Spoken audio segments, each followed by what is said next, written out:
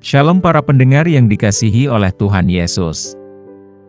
Kiranya Tuhan memberikan rahmat-Nya kepada para pendengar semua. Sebentar lagi kita akan mendengarkan pembacaan Alkitab audio dalam versi bahasa Indonesia sehari-hari. Siapkan hati saudara. Markus pasal 4. Perumpamaan tentang seorang penabur. Pada suatu kali Yesus mulai pula mengajar di tepi danau. Maka datanglah orang banyak yang sangat besar jumlahnya mengerumuni dia, sehingga ia naik ke sebuah perahu yang sedang berlabuh, lalu duduk di situ. Sedangkan semua orang banyak itu di darat, di tepi danau itu. Dan ia mengajarkan banyak hal dalam perumpamaan kepada mereka. Dalam ajarannya itu ia berkata kepada mereka, "Dengarlah, adalah seorang penabur keluar untuk menabur. Pada waktu ia menabur, sebagian benih itu jatuh di pinggir jalan. Lalu datanglah burung dan memakannya sampai habis. Sebagian jatuh di tanah yang berbatu-batu, yang tidak banyak tanahnya. Lalu benih itu pun segera tumbuh karena tanahnya tipis. Tetapi sesudah matahari terbit, layulah ia dan menjadi kering karena tidak berakar. Sebagian lagi jatuh di tengah semak duri. Lalu makin besarlah semak itu dan menghimpitnya sampai mati, sehingga ia tidak berbuah. Dan sebagian jatuh di tanah yang baik. Ia tumbuh dengan suburnya dan berbuah. Hasilnya ada yang 30 kali lipat, ada yang 60 kali lipat, ada yang 100 kali lipat. Dan katanya, siapa yang mempunyai telinga untuk mendengar, hendaklah ia mendengar."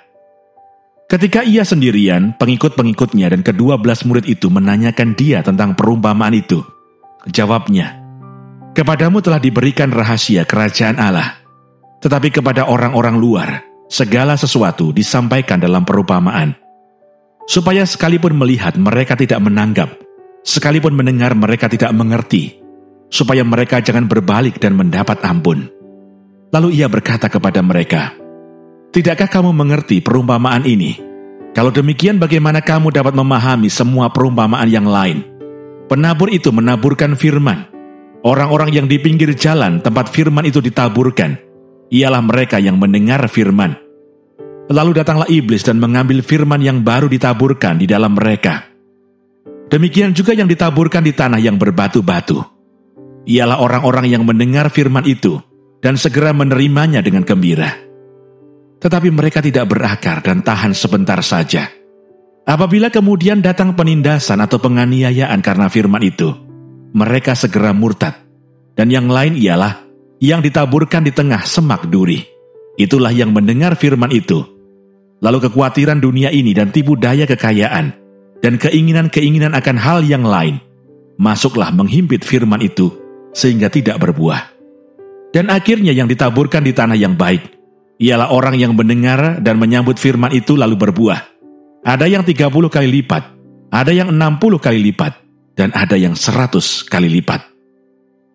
Perumpamaan tentang pelita dan tentang ukuran. Lalu Yesus berkata kepada mereka, "Orang membawa pelita bukan supaya ditempatkan di bawah gantang atau di bawah tempat tidur, melainkan supaya ditaruh di atas kaki dian.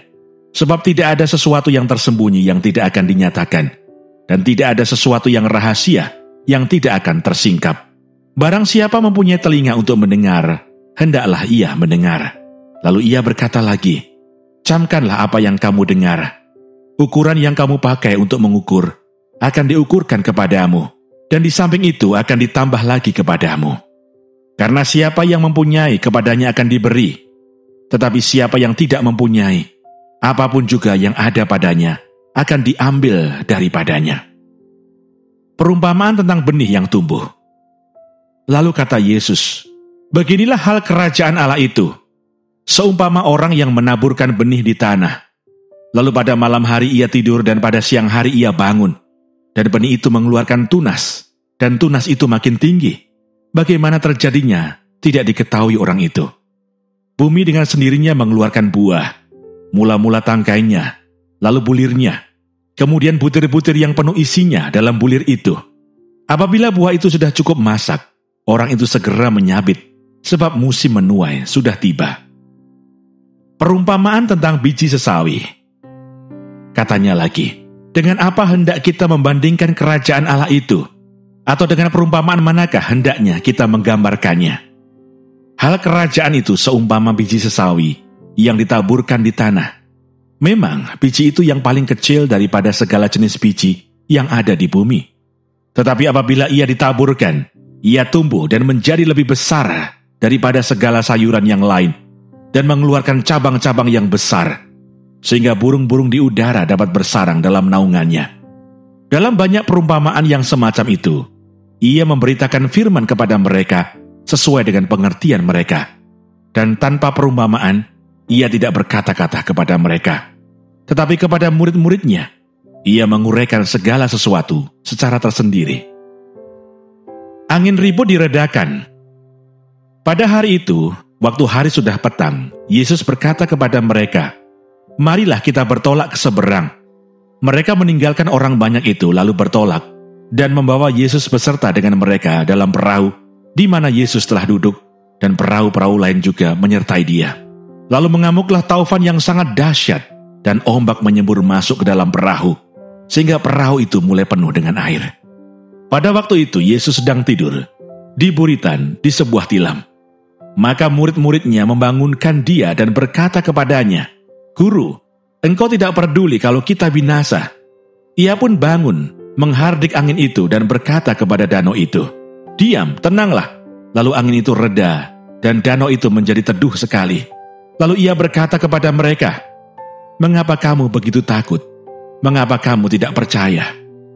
Mereka menjadi sangat takut dan berkata seorang kepada yang lain, "Siapa gerangan orang ini, sehingga angin dan danau pun taat kepadanya?" Demikianlah firman Tuhan.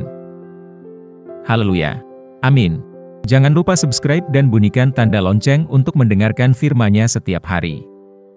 Tuhan memberkati.